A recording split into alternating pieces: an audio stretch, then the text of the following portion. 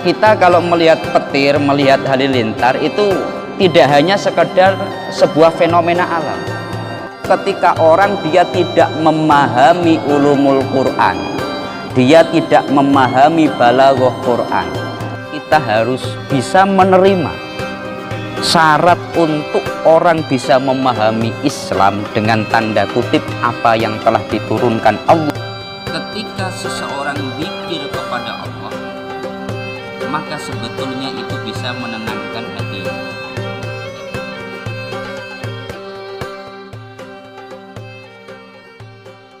Assalamualaikum warahmatullahi wabarakatuh. Alhamdulillah wa syukrulillah wa bini'matillah la hawla wa la quwata illa billah. Rabbi syrah li sadri wa yassir li amri wahlul 'uqdatam min lisani yafqahu qawli. Kepada yang kami muliakan segenap jamaah Masjid Agung Batam yang dirahmati Allah Subhanahu wa ta'ala, serta seluruh yang menyimak kajian tafsir Imam Asy-Syafi'i pada kesempatan kali ini. Alhamdulillah, oleh Allah kita masih diberi rahmat, masih diberi nikmat hingga kita bisa kembali melaksanakan kajian tafsir ini dengan keadaan sehat walafiat. Adapun pembahasan kita kali ini, kita sampai pada surat Ar-Ra'd ayat 29, ayat 39. Allah berfirman, Bismillahirrahmanirrahim. Yamhullahu ma yasha'u wa yuthbit wa indahu ummul kitab. Yang artinya, Allah menghapus apa yang Dia kehendaki dan menetapkan apa yang Dia kehendaki. Hanya di sisinya terdapat ummul kitab di Lauhil Mahfuz. Di dalam kitab Ar-Risalah, Imam Asy-Syafi'i beliau menyampaikan bahwasanya Allah menjelaskan kepada mereka bahwa Dia hanya menasakh Al-Quran dengan Al-Quran, sementara As-Sunnah tidak dapat menasakh Al-Quran.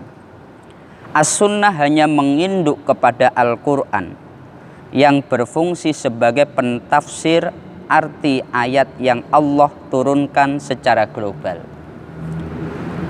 Jadi ayat ini merupakan ayat yang menurut Imam Asy-Syafi'i bagian daripada Allah bisa saja menghapus satu perkara yang telah ditetapkan sebelumnya. Satu contoh adalah perkara yang hukum awalnya sudah tetap, sudah dilakukan dan dijalankan para sahabat, kemudian Allah menghapusnya, yakni Allah menasakhnya dengan hukum yang lain. Yamhullahu ma yasha wa yuthbit. Allah menghendaki apa yang beliau hapus dan menetapkan apa yang Allah kehendaki. Yang ditetapkan dan yang dihapus semua tergantung kehendak Allah Subhanahu wa ta'ala. Gambaran daripada ayat ini, kita perlu menelaah tentang sejarah arak atau minum-minuman keras. Selama 13 tahun Rasulullah berada di Mekah, para sahabat itu banyak yang mereka meminum minuman keras. Dan itu tidak dilarang di dalam Islam, karena di dalam surat An-Nahl Allah berfirman, wa min thamaratin nakhili wal a'nabi tattakhiduna minhu sakaru warizqan hasana. Dan dari buah-buahan anggur dan korma itu kalian menjadikannya minum-minuman keras dan memperjualbelikannya. Dalam ayat itu tidak ada larangan. Maka sejarah mencatat sekian banyak para sahabat, mereka meskipun sudah masuk Islam, meskipun menjadi sahabat yang berkumpul dengan Rasulullah, mereka tetap meminum minuman keras. Tapi kemudian ketika Rasulullah hijrah ke Madinah, Ketika di Madinah bertemu dengan orang-orang ahlul kitab, orang-orang pinter, maka para sahabat mulai mempertanyakan perilakunya. Kok kita suka minum minuman keras ya? Akhirnya mereka bertanya tentang hal itu. Maka Allah menurunkan ayat setelahnya. Wa yas'alunaka 'anil khamri wal maisiri qul fihima ismun kabiru wa manafi'u linnas wa ismuhuma akbaru min naf'ihima. Mereka bertanya kepadamu tentang masalah judi dan tentang masalah arak, maka jawablah, di dalamnya ada satu perkara yang positif dan ada satu dampak yang negatif. Hanya saja negatifnya atau dosanya itu lebih besar daripada manfaatnya. Wa ismuhuma akbaru min naf'ihima. Dalam ayat ini para sahabat, para ulama menjelaskan, ayat ini masih memberikan penjelasan bahwasanya yang dilakukan para sahabat itu termasuk perkara yang dampak negatifnya lebih besar. Kemudian pada satu waktu para sahabat ketika mereka melaksanakan sholat maghrib, imam yang menjadi sholat maghrib itu dalam keadaan mabuk. Karena dalam keadaan mabuk, maka saat menjadi imam dan membaca ayat Al-Quran terjadi kesalahan fatal. Ketika membaca surat Al-Kafirun, Qul ya ayyuhal kafirun, semestinya la a'budu ma ta'budun. Ucapkanlah wahai orang kafir, tidaklah aku menyembah apa yang kamu sembah. Tapi karena dalam keadaan mabuk dan melakukan sholat, maka yang dibaca Qul ya ayyuhal kafirun a'budu ma ta'budun, menghilangkanlah. Yang artinya ucapkanlah wahai orang kafir, aku menyembah apa yang kamu sembah. Maka Allah langsung menurunkan ayat yang menasakh hukum sebelumnya. La taqrabus sholata wa antum sukaro hatta ta'lamu ma taqulun. Janganlah kamu mendekati tempat sholat, janganlah kamu mendekati sholat ketika kamu dalam keadaan mabuk sampai kamu sadar. Ayat ini adalah ayat yang menghapuskan hukum kalau orang sholat dilarang mabuk. Maka di dalam sejarah tercatat para sahabat yang mereka masih suka minum minuman keras, mabuknya di waktu malam. Mereka tidak berani lagi kalau mau sholat dalam keadaan mabuk. Kenapa? Karena sudah ada ayat yang baru diturunkan melarang sholat dengan keadaan mabuk. Kemudian pada satu waktu para sahabat mereka mengadakan jamuan, mereka minum-minum. Dan ketika minum-minum itu akhirnya sifat jahiliyahnya muncul. Orang Mekah mengunggulkan kesukuannya. Orang Madinah tidak mau kalah mengunggulkan kesukuannya. Akhirnya ketika dalam keadaan mabuk, persaudaraan yang disusun atau yang diusahakan atau yang dibina oleh Rasulullah hampir pecah.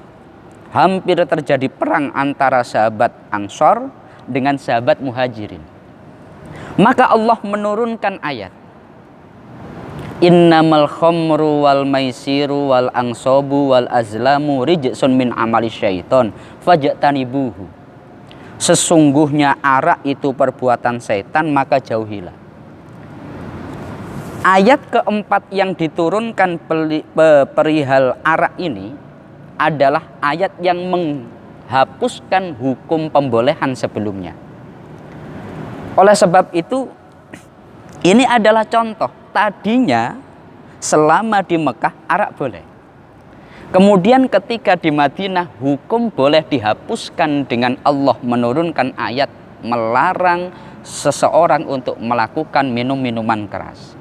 Nah ini yamhullahu ma yasha. Allah juga bisa menetapkan. Allah juga bisa menghapus satu perkara yang itu sebelumnya sudah ditetapkan. Banyak sekali sejarahnya.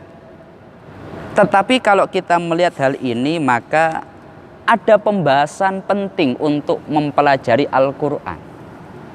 Orang tidak hanya sekedar dia harus menghafalkan kalimatnya, tetapi makna yang ada di dalamnya harus diketahui. Satu contoh begini. Ayat yang tidak melarang arak itu di Al-Quran masih ada. Ayat yang melarang arak di Al-Quran juga ada. Kalau orang tidak mempelajari ilmu ulumul Quran, orang tidak mempelajari mana yang sudah dinasih dan mana yang ditetapkan, maka itu bisa terjadi kerancuan. Makanya di dalam sejarah pernah sahabat Ali bin Abi Thalib, ketika di masjid ada orang yang dia mengajarkan Al-Quran kepada para sahabat, kepada para jamaah, maka oleh Ali orang tadi dipanggil, kamu kesini, kamu mengajar Quran, kamu sudah belajar nasakh mansukh atau belum? Dia menjawab, saya tidak mengerti nasakh mansukh. Maka oleh sahabat Ali, orang tadi langsung, kamu jangan sekali-kali kembali ke masjid ini. Jangan sampai kamu mengajarkan Al-Quran. Karena dibalik daripada ayat yang kita baca, yamhullahu ma yasha wa yusbit. Allah ada yang dalam ayat ini hukumnya dihilangkan, diganti hukum yang lain. Ada yang itu ditetapkan. Ada yang kalimatnya ditetapkan tapi hukumnya diganti. Ada yang kalimat dan hukumnya diganti. Yang ini diterangkan di dalam ulumul Quran. Oleh sebab itu, makna daripada ayat yang kita bahas bila kita telaah di dalam kitab Ar-Risalah adalah bagian daripada penjelasan nasakh mansukh yang ada di dalam Al-Quran. Mungkin itu yang bisa kami sampaikan dalam kesempatan yang singkat ini. Mari kita tutup dengan kita bersama-sama membaca surat Al-Fatihah. Semoga Allah senantiasa memberikan kita semuanya kesehatan, dan semoga Allah senantiasa memudahkan urusan-urusan kita bersama. Al-Fatihah.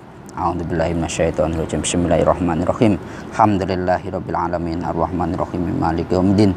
Iyyaka na'budu wa iyyaka nasta'in. Ihdinas siratal mustaqim, siratal ladzina an'amta 'alaihim ghairil maghdubi 'alaihim waladdallin. Amin.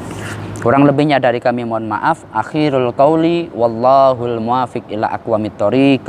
Wassalamualaikum warahmatullahi wabarakatuh.